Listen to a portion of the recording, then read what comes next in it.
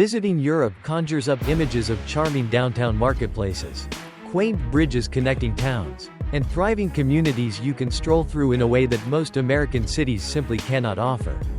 Sure, there are certain vibrant downtown cultural areas and a few wonderful public transportation systems that help pump life into the organism that is the modern metropolis. But the phrase, downtown America, more often than not implies homelessness and poverty. Why is it that European cities are seen as thriving cultural centers whereas American cities are centers of urban decay? One of the many differences between this side of the Atlantic and the other is the scale that cities were built. It goes without saying that European cities are much older, but what may not be obvious is how modern the United States truly is.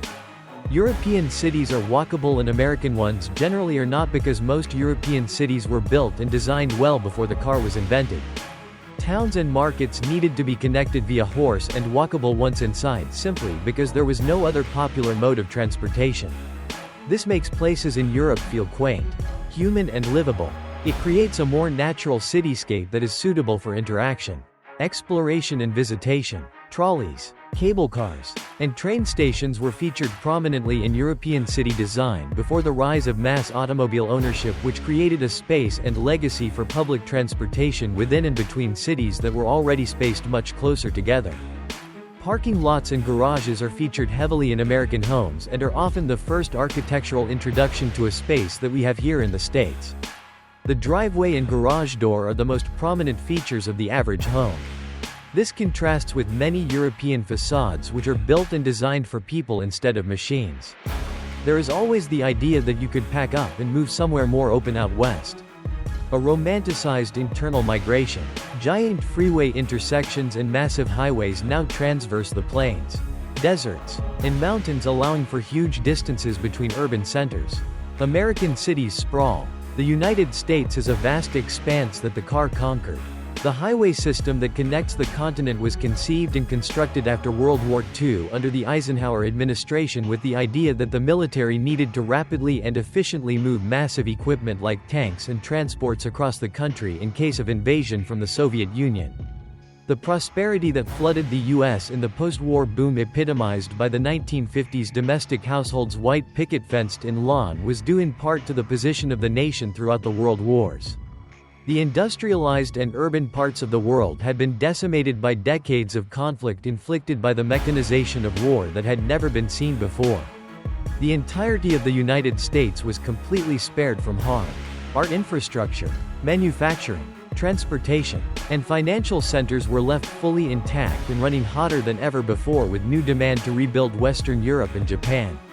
We became the world's bank, regulator, and guiding force. For better or worse, this era saw the rapid construction and expansion of the suburb to house the many hundreds of thousands of returning veterans.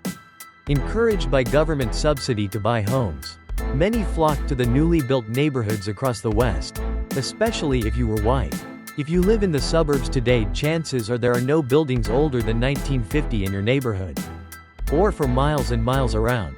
The pioneering mindset of Manifest Destiny saw its maturity in the filling in of the West with the American suburb. This brought with it a racial and economic division.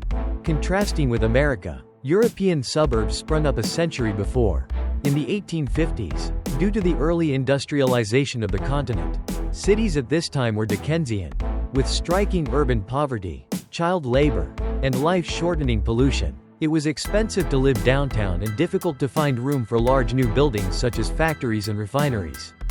These polluting new heavy industries were often instead constructed along the banks of rivers outside the city centers. Thus, suburbs for most Europeans at the time meant low-wage, industrially efficient apartments and grueling factory work, as opposed to the American ideal born a century later of the middle class with individually separated housing and a private lawn. American suburbs today are where the rich go to escape the poverty of inner cities. Contrasting with European suburbs, which are often less wealthy compared to the inner city centers. This was exacerbated in the 1970s when a worldwide economic crisis forced the globe to rethink how monetary policy was handled. This may seem irrelevant, but the moving away from fixed exchange rates and a theoretically gold-backed currency led to the decimation of American downtowns.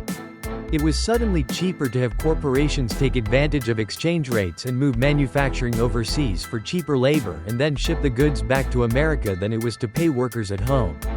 This led to a decline in middle-class factory work such as the automobile industry across the Midwest and areas like Detroit.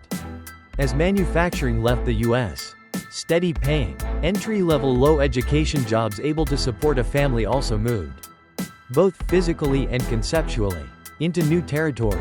Manufacture transformed into service sector work.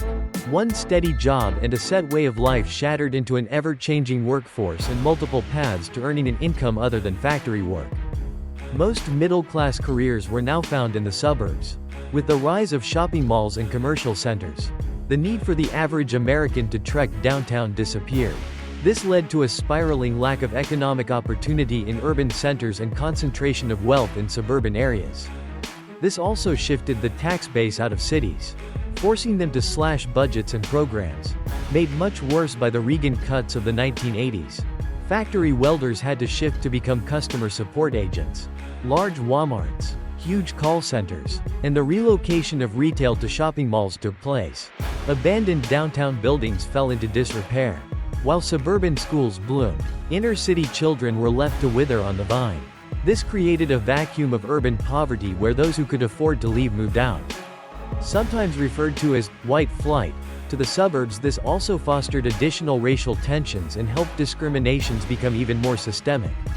This makes many American downtowns underfunded centers of poverty, not flourishing centers of culture and commerce. European poverty can be found in suburbs, which are not as visible to tourists nor seen as harsh as urban poverty is. Make no mistake, there are poor, marginalized, and homeless people across Europe as well, just not to the scale or extent that is to be found here in the land of the free. European slums can be just as racially and structurally limiting as inner cities. But my work here is focusing on the issue I am most familiar with, which is comparing city centers. The heavy industry and factory conglomerations built during the industrial revolutions throughout Europe were mostly destroyed by the bombs of World War II. So were the majority of city centers, with the thankful exception of certain highly valued cultural areas like Rome and Paris. This presented Europeans across the continent with a choice on how to use the post-war relief funds, to rebuild as they once were or to modernize into something new. Rotterdam chose to modernize, as did Frankfurt. Berlin and London took the opportunity for both, to modernize while also retaining the look and feel of the old cities. Amsterdam and Bruges were mostly spared from destruction and therefore retained the pre-modern feeling throughout the downtown areas. They were never engulfed in flames in the way other places were. The urban poor moved away from city centers during the post-war period of renewal. Most of Western Europe had trains, trams, and subways before mass car transit, and these were factored into the rebuilds and designs of the modern post-war continent. Designed on a human scale, Europe retained its human scale. America, designed on an automobile scale, grew rapidly along that axis instead. The saying goes, 100 miles is nothing in USA. 100 years nothing in Europe, and there is plenty of truth to that. This means European cities are more walkable, have vibrant urban markets, have accessible, affordable and sensible public transit, have thriving cultural centers in downtown areas, and do not have as many overt signs of poverty in comparison to their American counterparts. We are seeing online commerce destroy the shopping mall, again moving the centers of commerce and public interaction into a digital space. This is creating a new rise of anxiety and social tension, similar to what happened in the 60s and 70s when shopping malls grew and forever altered downtown. Just like then, protests and economic insecurity grew. With growth of online work and the steady presence of online retail and commerce, have American suburbs simply become a place for the wealthy to live with no spaces for meaningful cultural interaction? Will the suburb itself decline? What comes next? The 60s, 70s moved us from the modern into the postmodern. What is the next economic, architectural, political, cultural movement going to be? What spaces will it lead us to, physically and conceptually?